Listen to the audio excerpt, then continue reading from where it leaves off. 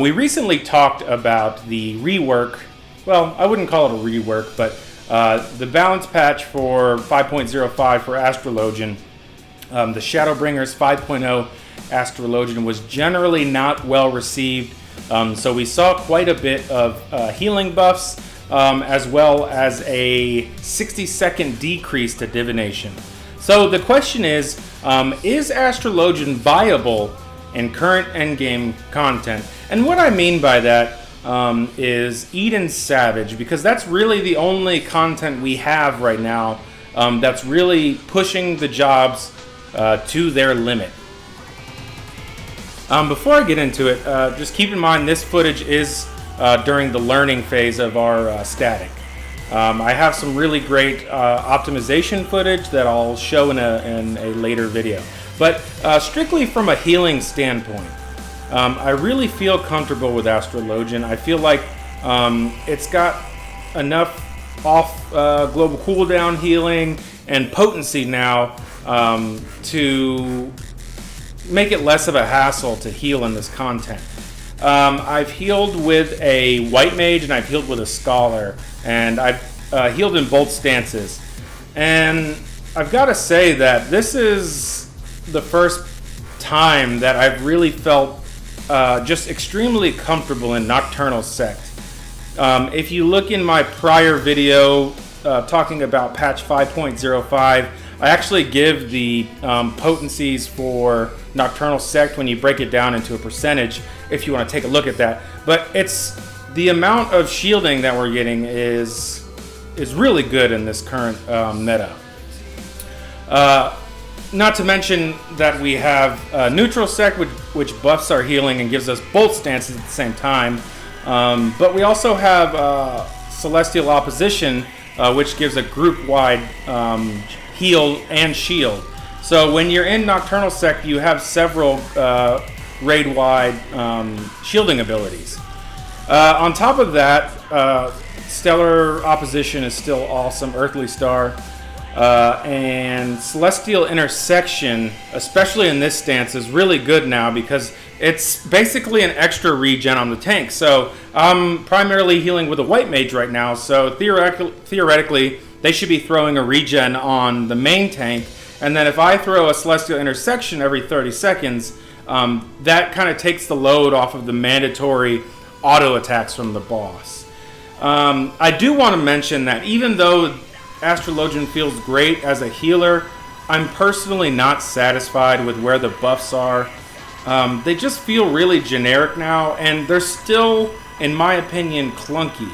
It's clunky to the point to where you have to choose whether to maintain your own personal DPS, which is for the most part Malefic 4, or properly buff your party. Either way, even if you do everything perfect, you're still going to lose some time of Malefic 4, which is, it's not ideal. You want to keep throwing Malefic 4s in end game. The White Mage keeps wanting to throw glares. You want to get as much DPS out as you possibly can. So it's still a little bit clunky, especially with sleeve draw. Even though I love what they've done with sleeve draw, it's just the RNG just doesn't feel good. And you know, there's going to be people who disagree with me, but I think there's going to be a lot more people who agree than disagree. But DPS wise, it's not terrible. No, it's not going to compete with White Mage and Scholar. If you want to look at the numbers, the average numbers, the higher numbers, check out FFXIV Obviously, I don't use mods because I play on PlayStation, but people on PC, they upload logs from these fights, and you can kind of see where everybody stands as far as DPSing. Astrologian, always the lowest out of on the DPS check, but granted, it has to be that way because we do have the buffs. We're able to buff the party constantly without using mana or anything like that. So really, I feel pretty good about it.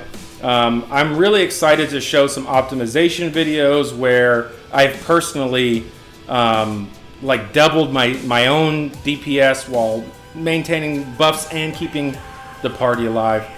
But, you know, don't fear. Astrologian's in a good place. Now, to counter playing in diurnal sect versus nocturnal sect, I think it really depends on who, you know, your scholar. So if your scholar is going to be solely focused on getting that parse, getting that high DPS, it runs into a problem because if they're not using raid-wide mitigations, then it takes a lot longer to get the party topped off after mandatory damage.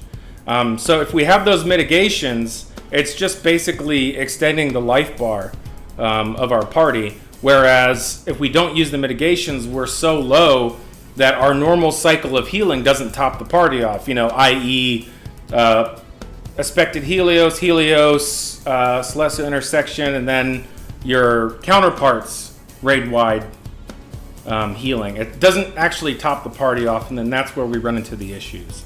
So that can be a problem.